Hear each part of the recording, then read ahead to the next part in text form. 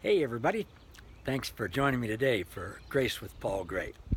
Yesterday I asked the question of you all and of me, what do you want to experience?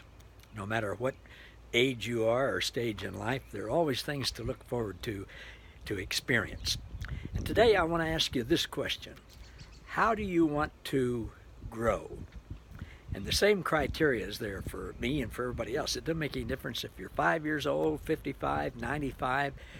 We can always be growing, and I would argue that we should always be growing. Staying the same, staying stagnant is like a stagnant pool of water. It just kind of gets yucky. We can always be growing. There's the great phrase in the Bible that the Apostle Peter uses. He says, always grow in the knowledge and the grace of our Lord Jesus Christ. And we can always be growing in that, of course. There are a lot of other areas we can grow in. I want to grow in learning and understanding quantum physics, quantum spirituality. I want to learn how to dance, to do ballroom type dancing, not competitive, but just to enjoy going to dances. As a musician, I've always been in the band playing. And so for the first time after 50 years of marriage, my wife and I are starting to, she knows how, but I'm starting to learn how to dance. And it's fun to do it. There are a lot of things that I want to grow into. And again, age and status in life and those things don't have any bearing on it. We can always continue to grow. I want to focus, though, of course, just for a minute. I say, of course, because that's what the title of this broadcast is, and the other things that I do has to do with grace.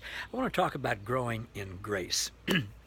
The Apostle Paul, the apostle of grace, who calls the gospel of the grace of Jesus Christ, started every letter that he wrote, which became books of the Bible, with grace and peace to you, and he would close them with some similar type saying, grace and peace or something to all of you.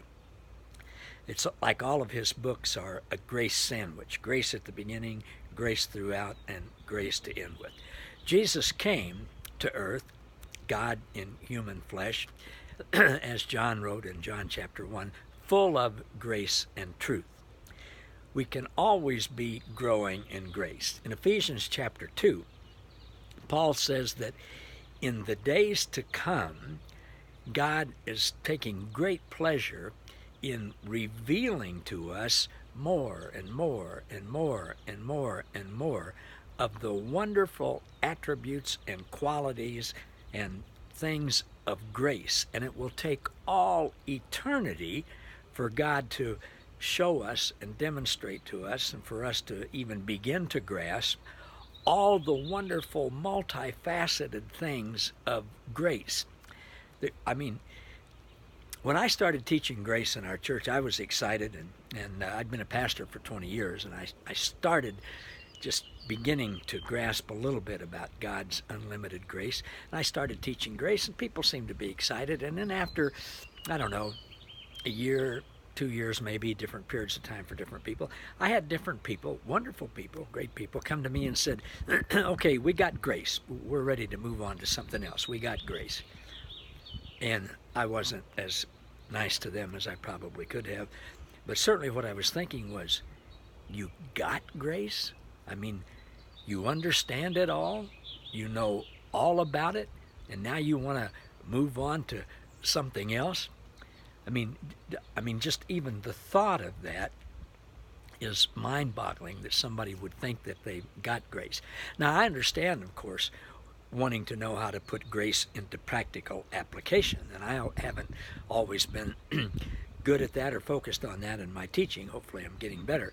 But, it's one thing to want to be able to take what we're learning and experiencing in God's grace and put it into practical application. But to think that we've got grace and now we're ready to move on to something else is foolish. Can I say that? It's just plain foolish.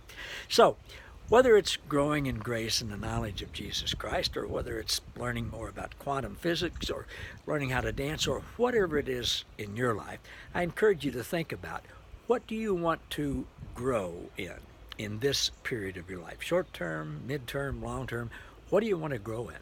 And then have focused intention on bringing that about. Hope this is helpful. I've got another question for you tomorrow. See you then.